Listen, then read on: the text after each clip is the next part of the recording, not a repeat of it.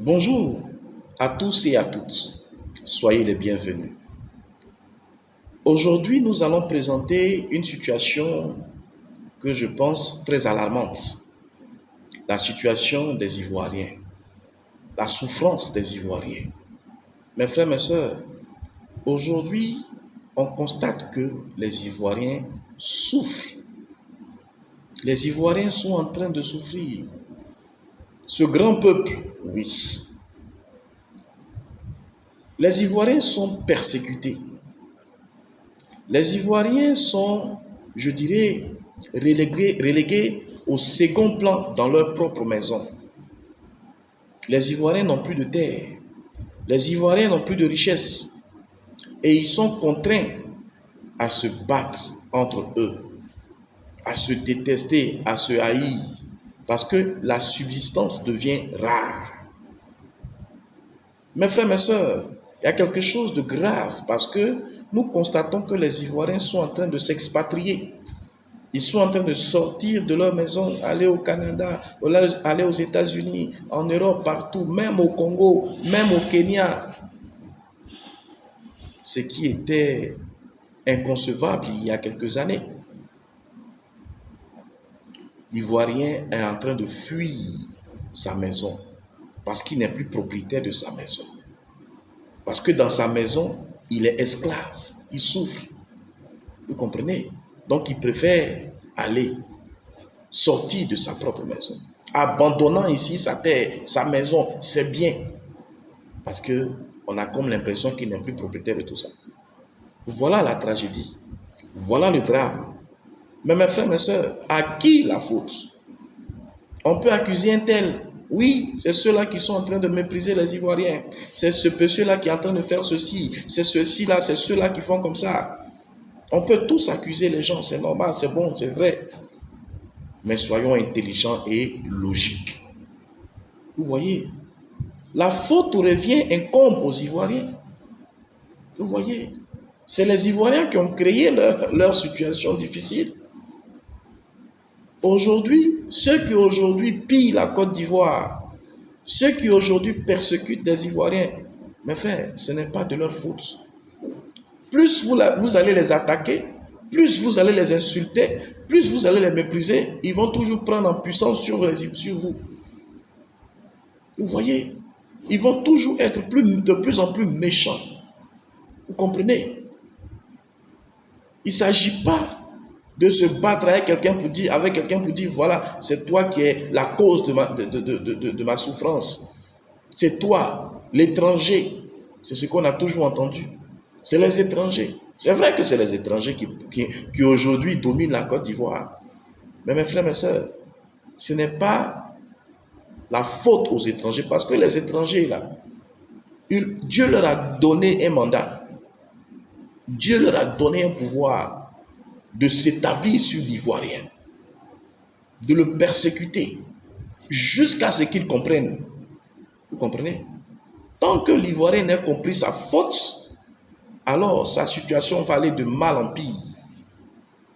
Aujourd'hui, l'Ivoirien mange, mais il va arriver un moment où l'Ivoirien ne pourra même pas trouver à manger. Et il sera très bien esclave chez lui, dans son propre pays. Vous allez voir qu'aujourd'hui, là, ce sont les Ivoiriens qui vont faire des travaux qu'on ne pouvait imaginer avant.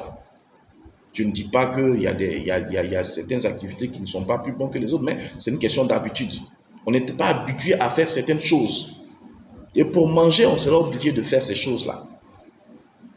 Pour dire que si on y prend garde, la situation que subissent les Ivoiriens va s'empirer. Va s'empirer. Mes frères, on va se lever, on va se battre contre un tel. Oh, toi tu es étranger, c'est toi qui fais ceci, c'est toi qui domines les Ivoiriens. Mes frères, plus on va faire ça, plus la situation des Ivoiriens va s'empirer. On va dire c'est tel peuple.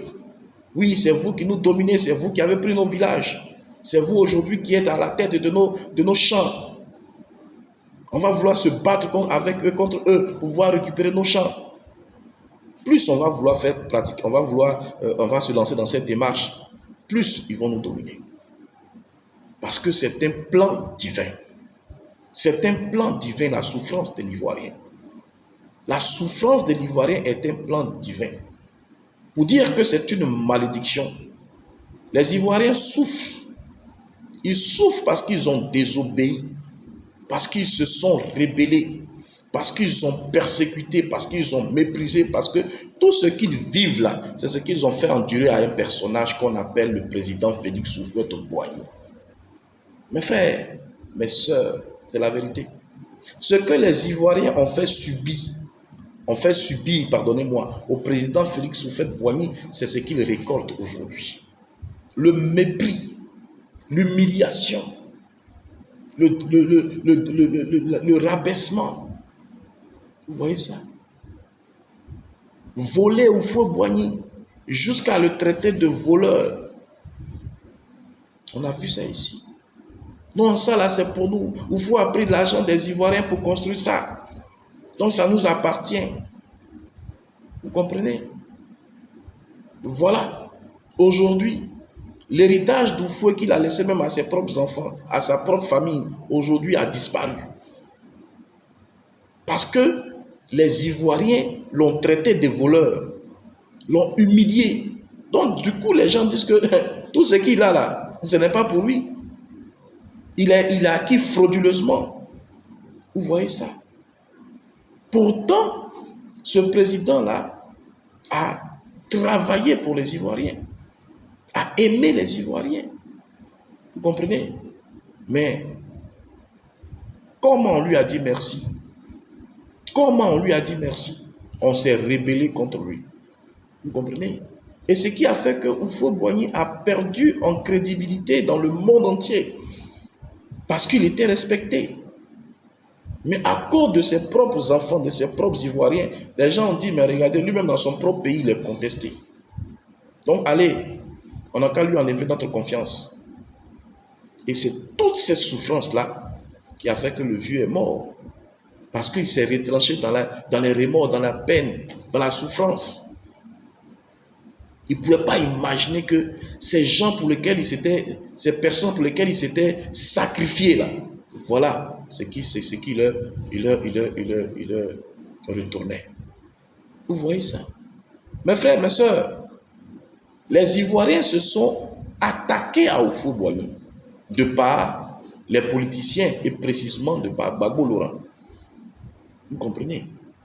Gbagbo Laurent a soulevé les Ivoiriens contre le président Félix Houphouët-Boigny. Mes frères, je ne dis pas que c'est mauvais s'attaquer à quelqu'un, se rebeller contre quelqu'un.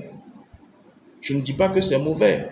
Vous voyez ça? Mais on ne s'attaque pas à n'importe qui.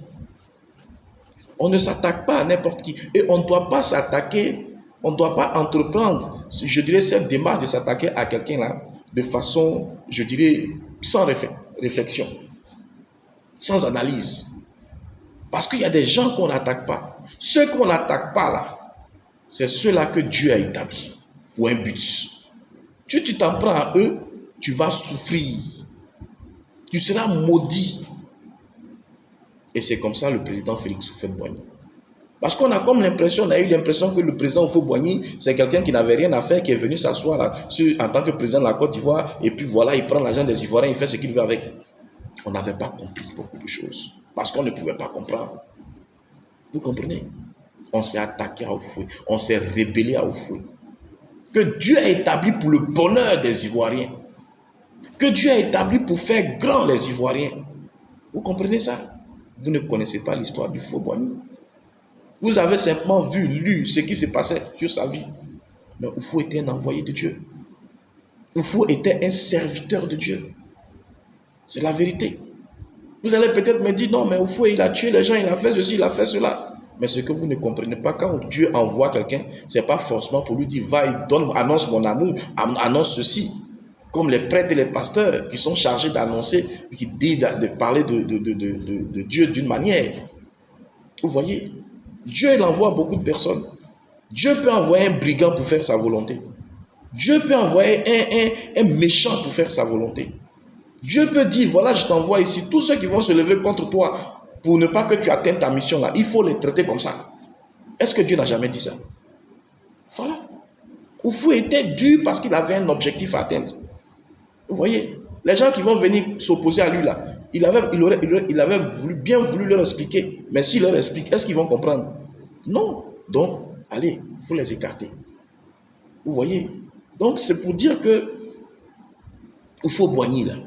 Au vu de tout ce qui s'est passé, tous les actes qu'il a posés, mes frères, un homme ne peut pas poser ces actes-là. C'est un visionnaire. La vision, c'est quoi? Elle n'est pas physique, elle n'est pas scientifique, elle n'est pas charnelle. La vision, elle est spirituelle. Elle est spirituelle. Vous pouvez donc être un esprit. Et un esprit, c'est lui qui vient de Dieu. Donc Dieu a envoyé cet esprit-là pour pouvoir, je dirais, tracer le chemin des Ivoiriens. Leur grandeur, leur bénédiction. Tout ce que vous faut faire, c'est pour la grande bénédiction des Ivoiriens. Comment construire une basilique en plein centre de cette nation? Vous pensez que c'est fortuit? Pourquoi il a pu construire cette basilique? Comment il a fait? Vous comprenez ça? Il y a des actes que vous ne pouvez pas imaginer parce que vous n'êtes pas esprit. Et comme nous sommes dans le temps de l'esprit, alors il faut que tout ce que vous faut faire soit aujourd'hui su et connu de tous, afin que ceux qui se sont, je dirais, opposés à lui là, puissent se repentir. Parce que c'est ça. Pour que vous, les Ivoiriens, vous puissiez vous en sortir et vous réapproprier ce que vous avez perdu, il s'agit de vous repentir. Il s'agit de vous repentir de ce que vous vous êtes attaqué à celui qui avait été envoyé par Dieu pour vous bénir. Vous l'avez humilié. Vous l'avez frappé. Voilà ce que vous subissez aujourd'hui. Vous connaissez tous l'histoire des Soutilés.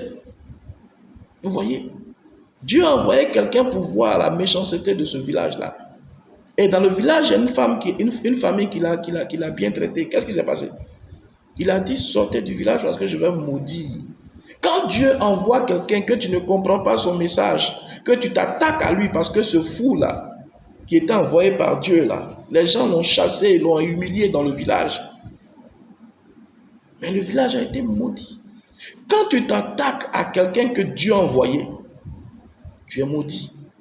Et pour sortir de ta malédiction, il faut demander pardon. Il faut te détourner de la voie que tu as prise. Le chemin que tu as utilisé là, il faut quitter dedans. Tu vois? Comment aujourd'hui les Ivoiriens doivent se repentir? Vous comprenez? Comment les Ivoiriens doivent se repentir avec à leur tête Gbagbo Laurent? Mes frères, le président Houphouët-Boigny, là, on l'a attaqué à cause de quoi? La politique. Le multipartisme. Parce que le président disait que c'est vrai, on peut faire multipartisme ailleurs, mais sauf en Côte d'Ivoire, parce que vous, les Ivoiriens, vous êtes, je dirais, le pays de l'hospitalité. Vous comprenez? Vous êtes une terre bénie. Les gens viendront chercher de vous pour apporter dans leur nation. Vous voyez? Donc vous, naturellement, vous ne devez pas vous diviser. Vous devez être unis. Voilà pourquoi il dit que ce pays était le pays de la vraie fraternité. Vous voyez ça? Notre richesse, notre bien-être, notre force dépendait du fait qu'on devait être unis. Or, si on adoptait le multipartisme, on dit multipartisme, il allait avoir plusieurs tendances qui cherchent un pouvoir. Et quand c'est comme ça, il y a toujours la guerre. Donc, mes enfants, je ne veux pas que vous mangez de ce fruit-là. Le fruit du multipartisme, parce que ça va vous tuer. Ça va vous tuer. Voilà ce que Houphouët disait. Parce qu'il savait que c'est ça qu'on ne devait pas faire. C'était ça allait à l'encontre des principes de la bénédiction des Ivoiriens. Donc il était averti, il dit c'est pas bon. Mais on l'a combattu. On a voulu être multi-président à sa place. On a instauré le multipartisme. Voilà ce que. Après ça, on a eu quoi? La guerre entre les enfants. On a vu le président Bédier qui s'est battu avec le président Lassane. Ainsi de suite, Guéhi est venu, Gbagbo dans les problèmes, il a pris le pouvoir, il n'a même pas géré le pouvoir, coup d'État, rentrée sur sortie, le sang jusqu'à aujourd'hui. On souffre. Que ce soit étranger ou ivoirien, on souffre. Parce que nous tous, on s'est attaqué au feu. Mais particulièrement les Ivoiriens. Ça nous a donné quoi cette affaire de politique-là? On a compris quoi dedans? Mes frères, il faut qu'on soit intelligent, humble et on demande pardon. À Houphouët-Boigny, à sa femme, à ses enfants. Vous voyez, Et qu'on se détourne maintenant de ce qu'il ne voulait pas qu'on fasse là. Il faut qu'on quitte dedans, qu'on accepte ça. Il ne voulait pas qu'on fasse de la politique. Sortons de la politique. Laissons maintenant à faire des politiques, on n'a qu'à mettre ça à côté. Adoptons le parti unique. Aujourd'hui, là, les Ivoiriens, celui qui est là, le président Alassane, nous devons le servir. Nous devons même parler contre lui. Voilà ce qui montre notre repentance. Les repentances, là, ce n'est pas forcément dit dans ta bouche. Mais il faut réparer le tort. Tu as pratiqué le multipartisme hier. Voilà ce que tu as vu. Tu as vu ce que tu devais voir. Mais aujourd'hui, là, qu'est-ce que tu dois faire pour te repentir? Pas seulement devant la famille d'Oufo-Boigny, mais de celui qui l'a envoyé, Dieu. Dieu a dit à Oufo-Boigny, il ne faudrait pas que mes enfants fassent la politique. Débrouille-toi, il ne faudrait pas qu'ils fassent la politique. Vous voyez, donc Oufo nous a avertis. Mais il ne peut pas nous attacher pour dire ne faites pas la politique. Il fallait qu'aussi on essaie, parce que l'enfant, quand tu lui parles là, il faut laisser aussi, il va goûter. On a goûté, non. Qu'est-ce qu'on doit faire? On doit sortir de la politique. En Côte d'Ivoire, ici, il ne doit jamais avoir de parti politique. Vous comprenez? Et c'est ce que le président Alassane est en train de faire. Et nous devons voir dans cette lecture et nous humilier, nous rabaisser les Ivoiriens. Et comprendre que c'est nous qui avons créé cela. Il faut qu'on reprenne la chose et qu'on donne toute la capacité au président Alassane de nous conduire. S'il meurt là, il n'a qu'à placer celui qu'il veut. La Côte d'Ivoire n'a qu'à être un pays où il n'y a plus de parti politique. Où on doit revenir au parti unique et regarder à Dieu. Regardez à Dieu. Mes frères, voilà ce qui va faire des Ivoiriens ce grand peuple-là. Parce qu'en réalité, les Ivoiriens sont un grand peuple. L'Ivoirien est un grand peuple. Vous comprenez? Un peuple béni. Donc, dans mes prochaines vidéos, on va découvrir ensemble ces Ivoiriens-là, qui ils sont.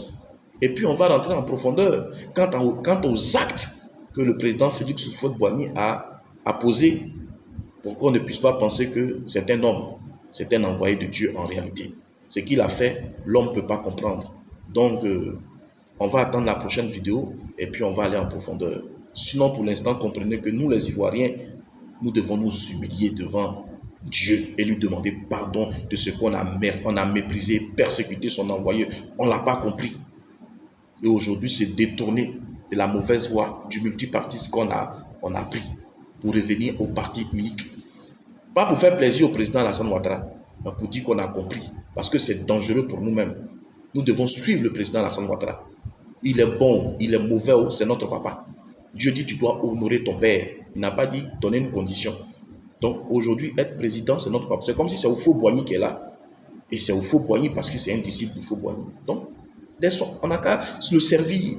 Il ne faudrait même plus qu'on cherche un parti politique qui va se lever contre lui. Sinon, la situation sera grave des Ivoiriens. Que celui qui a des oreilles comprenne. Soyez bénis.